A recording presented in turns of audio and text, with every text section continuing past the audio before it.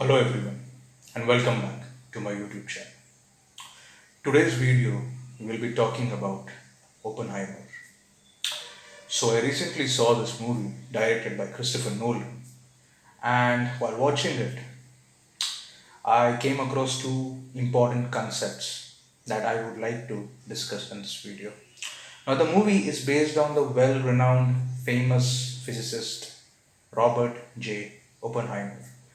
We all know him as the father of the atomic bomb. So, without wasting any time, let's just jump right into the video.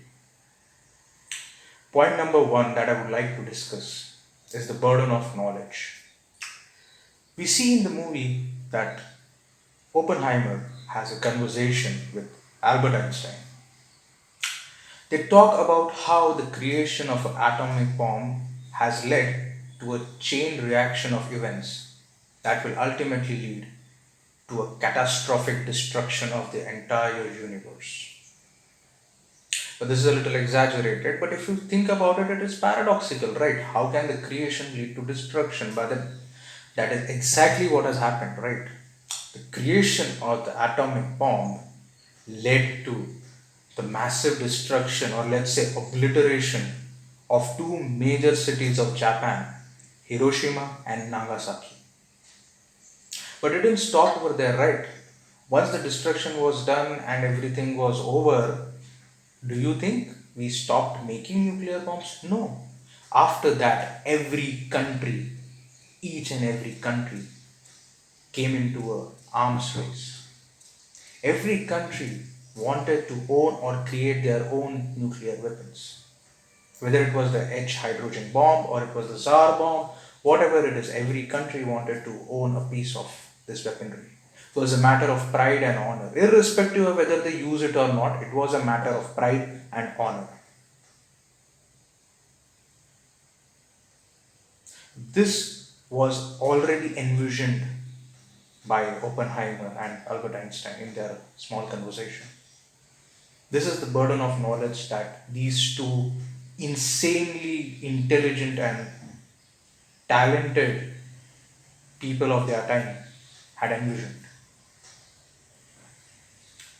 We can take the recent example of how advancements in AI is also considered to be a threat, and there are speculations that it will end the civilization, the human civilization that is currently going on this planet.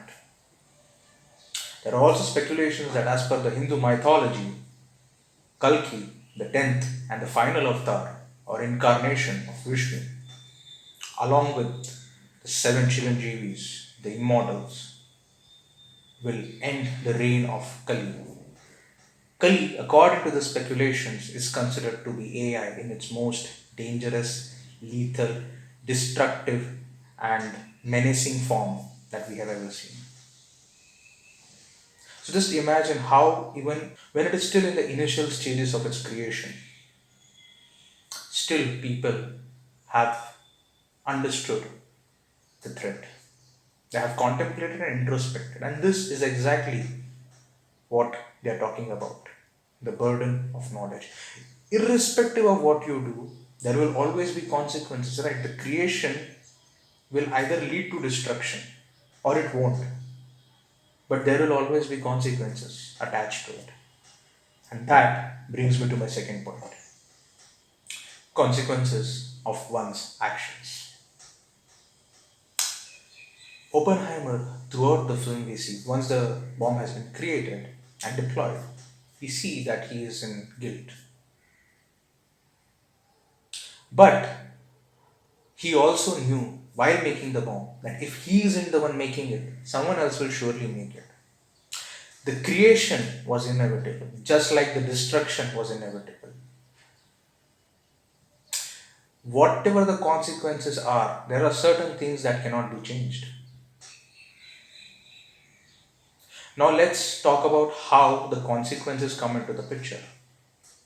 I would like to consider the karmic law, that whatever thoughts and energies you put out in the universe, you get that back in return, irrespective whether it is good or bad. On the very same lines, we have the Newton's third law of motion, which states the same thing in a different format with respect to physics. That in nature, every action has an equal and opposite reaction. Now, what does this state actually? Who is the person who is responsible for thinking or assuming or considering what is good and bad? Who is the one who is keeping track of these things? Let's take an example to understand how these consequences actually affect one's thinking. Oppenheimer is in distress. There is a moral and internal awakening which has caused guilt once the bombs have been deployed.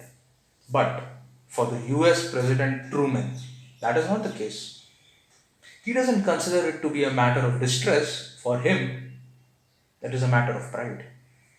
He feels that one particular step, that one particular bombing, that destruction, the ideology behind it has led to the end of World War II.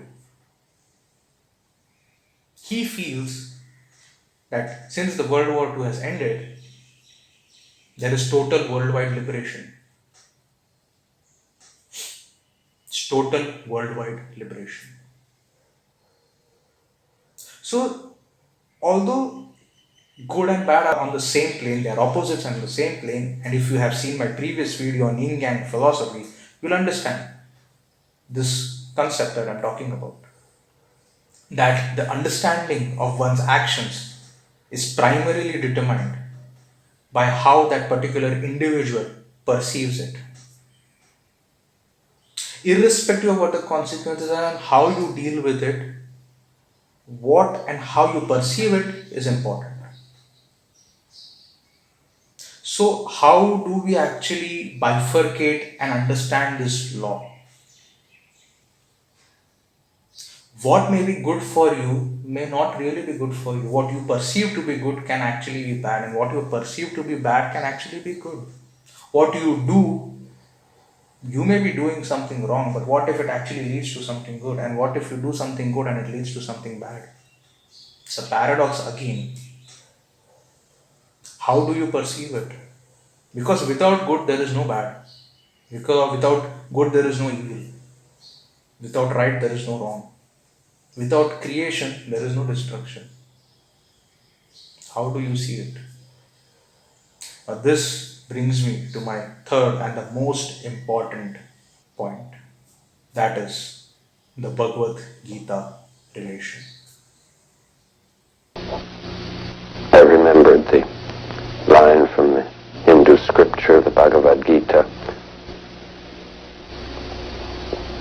Vishnu is trying to persuade the prince that he should do his duty, and to impress him takes on his multi-armed form and says, "Now I am become death, the destroyer of worlds." I suppose we all thought that one way or another. We have all seen how Oppenheimer uses this dialogue. Now I am become death, the destroyer of worlds. This has been loosely translated from the chapter 11, verse 32 of the Bhagavad Gita. Here, although I am not very good in Sanskrit, I am not fluent, so I cannot read or recite, but there is a literal translation that I can provide to you, wherein Sri Krishna says to Arjuna that when he takes the Vishwarup, the massive form, he tells Arjuna that I am the mighty time. Sri Krishna says this, that I am the mighty time, the destroyer of the worlds, and I will vanquish living beings, all the living beings. Without even your participation, the warriors in the opposite side of the battlefield are bound to die. This simply means that the things that are inevitable cannot be changed.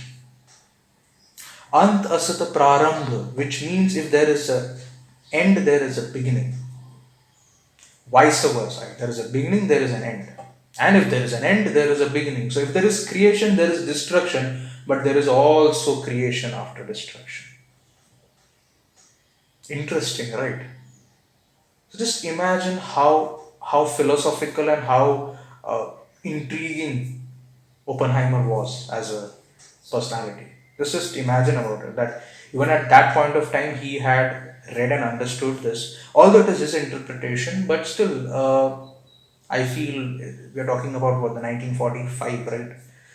So having that kind of intelligence and knowledge about scriptures and using it in your normal conversations, I feel that is phenomenal.